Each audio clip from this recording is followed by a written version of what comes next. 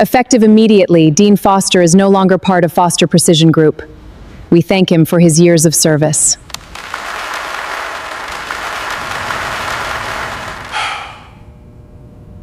Mr. Foster, any comment before you go?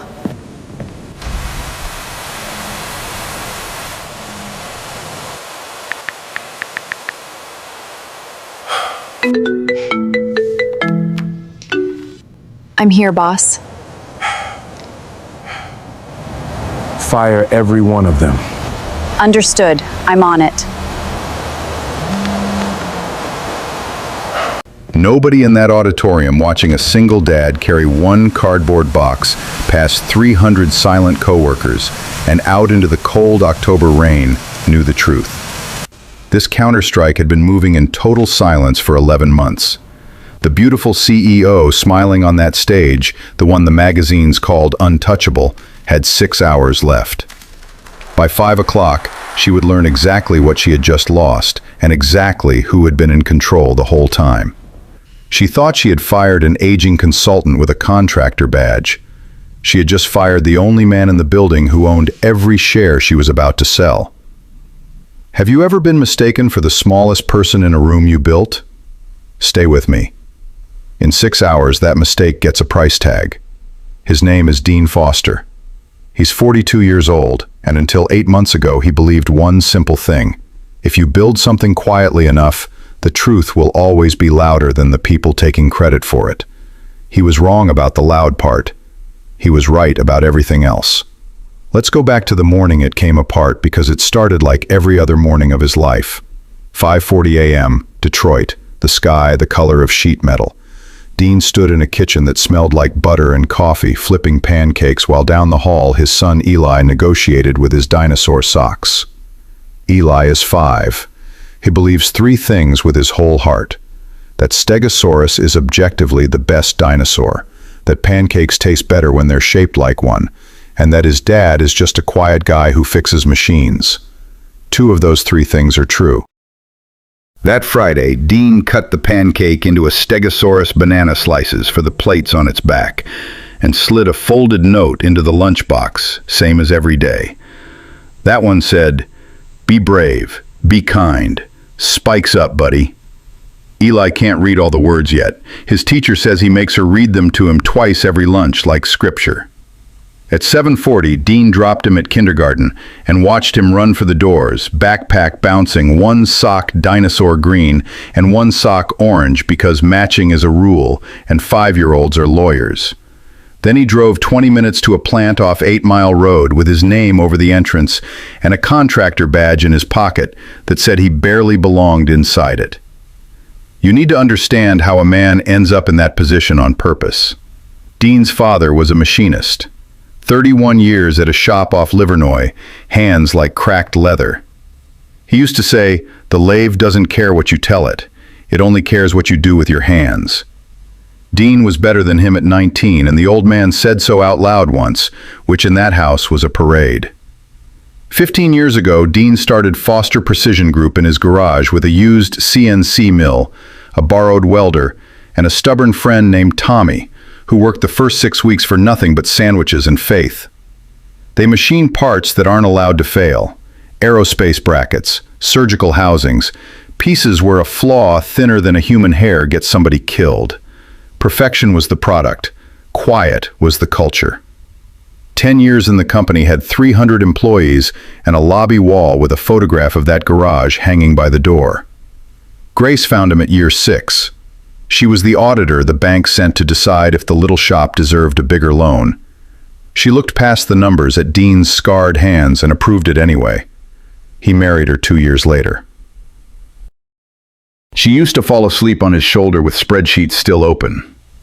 When Eli was born, she cried about his tiny fingernails. "Perfect little machined parts," she said. Nobody made Dean laugh like that woman. When Eli was 1, she got sick. The disease doesn't get a name here. It doesn't deserve the syllables. She fought for a year and a half, and then it was just Dean, a baby monitor, and a company that suddenly meant a lot less than everyone assumed it did. Here's the math he did at her funeral. A company can survive without your face. A 1-year-old cannot. So Dean did something his lawyer called eccentric and his accountant called insane. He stepped down as CEO. He moved every share he controlled, 62% of Foster Precision, into a family trust carrying his wife's and son's initials, the GE Foster Trust. On paper, the majority owner of the company stopped being a man and became a name in a filing cabinet in Grand Rapids. Sole trustee, sole signature, his. But you'd need a subpoena to find that out. Nobody looked. Then he hired his own replacement, Vanessa Sinclair. Wharton polish, a headhunter's crown jewel, a smile built for magazine covers and quarterly calls. Dean hired her because she was everything he wasn't, camera-ready, fluent in the language of capital. The deal in his head was simple. She runs the boardroom, he keeps the machines honest as a consultant, and he's in the school pickup line by 3:15. New hires called him Dean from engineering. He liked it that way. The only person who still remembered was Ruth Bennett, the controller, 61 years old, reading glasses on a beaded chain, keeper of the books since the garage. She still called him boss when nobody was listening. For 3 years, Dean corrected her every time. 8 months ago, he stopped correcting her. Because the thing about handing someone your spotlight is this. Some people hold it for you. Some people start believing they built the sun. People ask how a man loses his own company without noticing. The honest answer is he does notice. He just notices in millimeters. In Dean's trade, there's a word for that: drift. A machine can drift out of tolerance so slowly that every single day looks normal, and the part it finally ruins looks like an accident. It never was. Vanessa's first year, give her credit, was good. Revenue up, new contracts, cameras in the lobby twice a month. Dean told himself the noise was the point. He'd hired a spotlight, and spotlights get warm.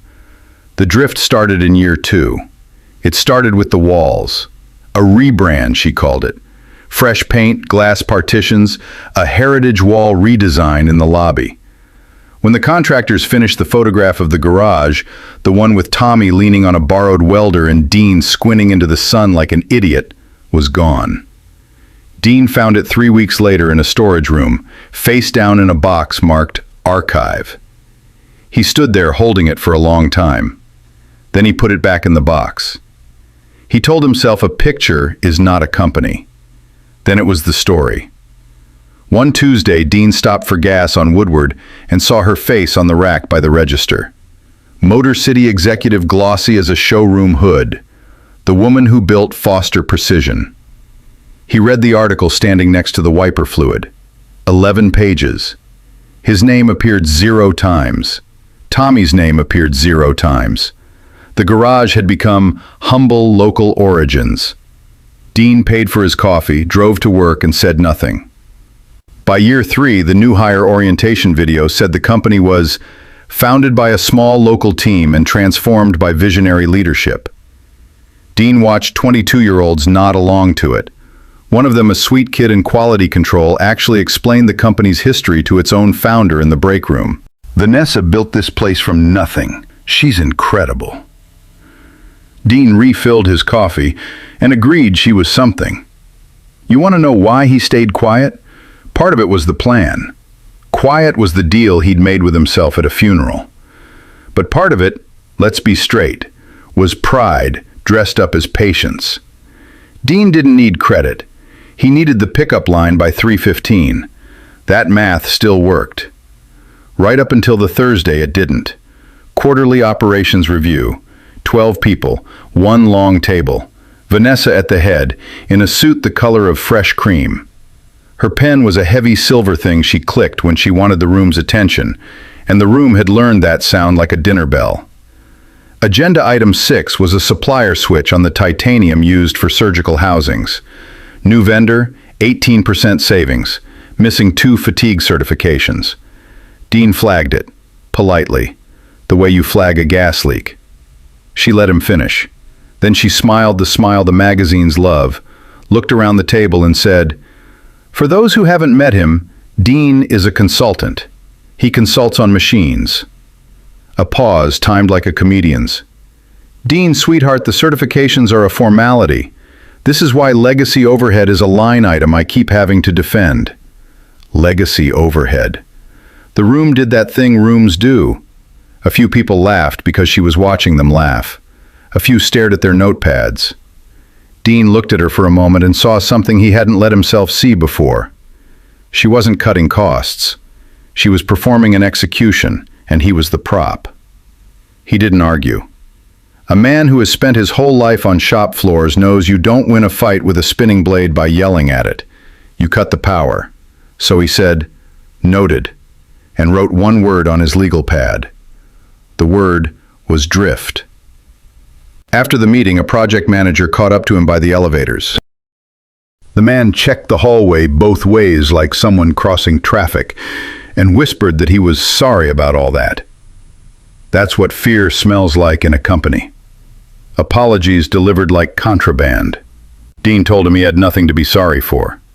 Then he went down to the floor and quietly flagged every lot from the new titanium for double inspection under his own authorization code.